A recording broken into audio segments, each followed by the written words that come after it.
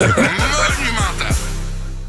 Je vais te parler de rapport de vide. Perron aussi, hein? Moi, je sais vivre, là. Je rentre. Les gens qui rentrent dans un. Tu sais, où on croit, disent un petit bonjour le matin, un peu de civisme, un peu de courtoisie, ça fait du bien. Ça, là, c'est un mémo à tous, là. Ouais. Même ici, les gens se croisent et ça se salue pas. C'est choquant. Ça baisse les yeux. Oui. Mon Dieu, que je te dirais pas bonjour. Ah! Qu'est-ce qu'il y a? Là, un peu, ça vient avec l'âge, ça. Oui. Benoît qui est parfois négatif. Là, qui arrive ce matin, civisme, politesse. Tout sourire. Non, moi, j'avais fait un topo au frontière à Capitaine Bongoût. Je m'étais promené en ville, j'avais un mégaphone, puis j'engueulais le monde parce qu'il se comportait mal. Ou le gars était au cellulaire, puis il était avec sa blonde, tout évident. Je disais, hey, ta blonde est à côté de toi, range ton cellulaire. J'engueulais les gars de la construction, arrêtez d'écœurer les filles. Les gars étaient tellement. Ouais! C'était drôle. Bref. Je veux te parler de ce rapport de la vérificatrice générale, notamment sur l'Agence du revenu du Canada. Ouais. Comment un pays dit sérieux pour avoir une agence du revenu que les gens sont pas capables de rejoindre, puis quand ils réussissent à y parler, donnent plus de mauvaises réponses, plus de réponses inexactes ou incomplètes que de bonnes réponses. C'est tout. Tu l'as dit. Non, mais... non, mais c'est pareil. Sauf que j'ai vérifié quelques données. Je suis parti du rapport, là, puis je me suis posé moi-même quelques questions. Tout ça, je vous ai entendu en début d'émission, on ne va pas répéter ce que vous avez dit, mais tout ça en se rappelant que depuis 2015, le gouvernement du Canada a embauché un nombre net de 100 931 nouveaux fonctionnaires fédéraux. Et à l'Agence du revenu, il y en a plus qu'il y en avait. Ouais. 10, 12, 15 000, je ne sais plus combien, mais il y en a plus qu'il y en avait. Mais ce n'est pas assez. C'est jamais assez. Là, le représentant du syndicat, évidemment, dit, ben là, on est... comment il dit ça? Il dit qu'il n'est pas surpris par les résultats du rapport, étant donné les réductions d'effectifs qui ont entraîné des conditions de travail difficiles pour les employés restants. Mais la vérificatrice générale dit qu'ils sont plus intéressés par prendre leur pause, puis s'assurer qu'ils ont leur lunch, puis que de répondre au téléphone. C'est ce qu'elle dit. Les personnes, le syndicat dit, Marc Brière, les personnes qui restent au travail sont épuisées, Mario. Épuisées de répondre au téléphone. Et leur santé mentale s'est sérieusement détériorée. Fait qu'on a besoin d'un coach de vie. Alors... Arrêtez de vous plaindre. Arrêtez, je peux pas croire. Arrêtez. Benoît, 35 heures semaine. T'es conscient qu'avec pour les impôts dans la catégorie impôts des particuliers. Je t'ai là à bout. Dans la catégorie impôts des particuliers, ils donnent des bonnes réponses à 17%. C'est fort. Non mais ça pourrait être 15. Non, mais c'est parce que ça pourrait être 12. Oui, mais je reviens sur ton monsieur Brière. Il devrait être content d'avoir une job. Normalement, tu serais congédié. Logiquement, là, si tu te trompes 83% du temps, mais t'es congédié. Tu sais, comme nous autres, là. On se trompe. Comme Isabelle à la météo. Là. Oui, toi, en plus. Dehors. 8 fois sur 10, t'es dans le champ. C'est pas le bon ministre. C'est pas les bons budgets. C'est pas la bonne... Tu te dis, peut-être que je garderai pas ma job. Eux autres, ça fait. C'est correct. Puis en plus, ils se plaignent. Ils sont souffrants. Problème de sang. Hey, sacre à moi. Faites-vous une camomille, faites quelque chose. Faites-vous masser les pieds. Mais revenez-en. Je reviens au Japon. La culture au Japon, je suis allé 3 semaines. De bien faire là. son travail. Mais tu sais, d'être au service, t'as une job à faire, tu l'as fait. Tu sais, il me semble que ça nous manque un petit peu. Mais continuons avec notre amie, la vérificatrice générale, parce qu'il y a aussi les Autochtones dont on parle.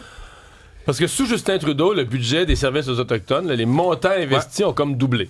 Chiffron, là, disons, ont doublé. Ils ont doublé. En quelques années, en 9 ans. Et pas capable de améliorer l'accès à l'eau potable et aux services d'urgence dans les communautés Premières Nations. J'ai pensé à toi en voyant ce chapitre-là parce que tu dis ça depuis des années au micro, là, qu'on met plus d'argent et que l'argent ne se rend pas à donner les services supplémentaires. J'ai vérifié combien. Parce que, tu sais, toi puis moi, on s'en parlait, on était rendu à 27 milliards. I got news for you, my friend. Je le dis en anglais pour que Mark Carney comprenne. Il y a combien, officiellement, il y a combien de Canadiens autochtones? Il y en a combien? On va donner un chiffre, là, j'ai un chiffre, là. Tu as 1 million? 1 million. Moins que ça? 900 000? 1,8 million. 1,8 million. 1,8 million, OK, quand même. OK.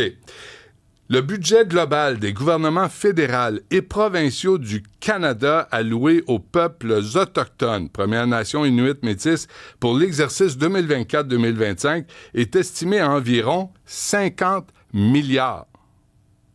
50 milliards pour 1,8 million de personnes, ça donne 27 777 $ chaque personne.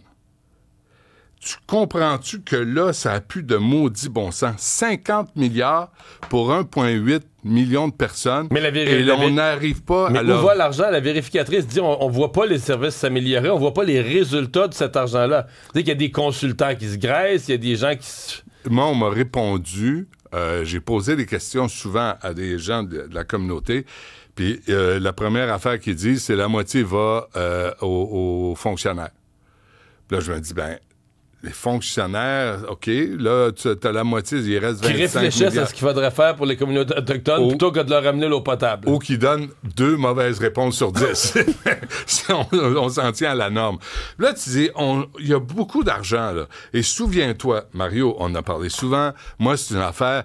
Harper avait dit, là, désormais, tout l'argent qui va être envoyé au conseil de bande, il y aura reddition de compte. Des rapports, où va l'argent? Où va l'argent? Puis, pourquoi vous dépensez pour des pick-up 90 000 quand les gens Trudeau avait dénoncé ça. Première décision. C'était de l'ingérence, infantiliser les... Vérité et réconciliation. Pendant ce temps-là, je vais aller prendre mes vacances. 50 milliards. Je veux dire, c'est là où ça a plus de maudit bon sens, où l'appareil gouvernemental a viré fou. Fait que je veux bien, la vérificatrice générale, elle devrait s'attarder aussi à l'argent qu'on investit dans ces services-là. Il y a un autre article sur la vérificatrice générale dans le National Post où on dit que, selon le rapport, les militaires pourraient en faire beaucoup plus pour répondre aux besoins en logement des militaires et de leurs familles. On n'arrive pas à manquer d'éléments de base comme, devine quoi, l'eau potable salubre pour les militaires. Et là, il y a le budget des militaires, c'est combien? Tout ensemble, là, 62 milliards. Hey, c'est de l'argent en sacramouille pour pas avoir des militaires qui sont traités convenablement avec leur famille. Là, tu dis, où va cet argent-là? Ça se peut pas.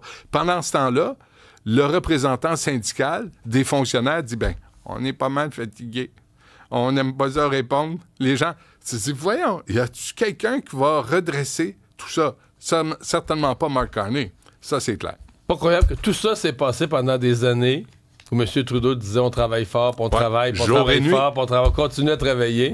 Les gens travaillent pas tant que ça. Puis aujourd'hui, mais tu sais quoi?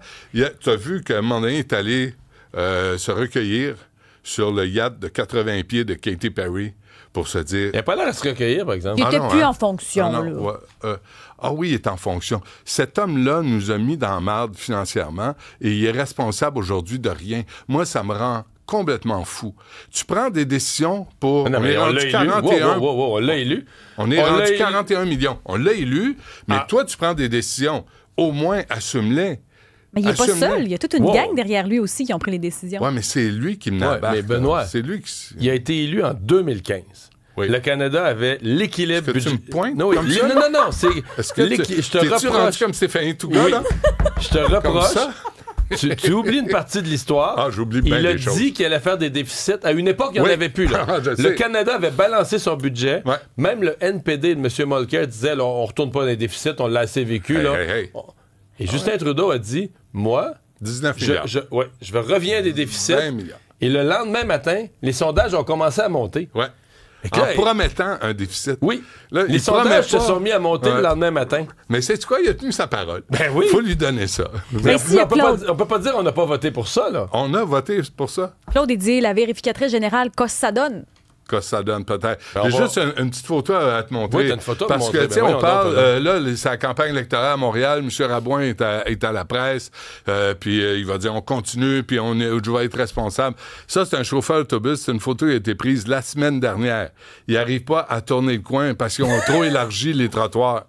Comprends-tu? C'est le chauffeur d'autobus. Mais ça, c'est la ville de demain. La ville d'aujourd'hui. Non, mais tu comprends pas, c'est que tout ça, c'est la ville de demain qu'on construit. Là. C'est ça. Et là, il a fallu qu'il fasse descendre un passager pour l'aider à reculer. Back up! back up! Là, c'est rendu tellement serré qu'il doit presque changer de voie pour rentrer dans la rue perpendiculaire. T'es un homme du passé, tu dénonces la ville de demain. Je m'en vais d'abord. C'est beau, correct. Ouais, Benoît.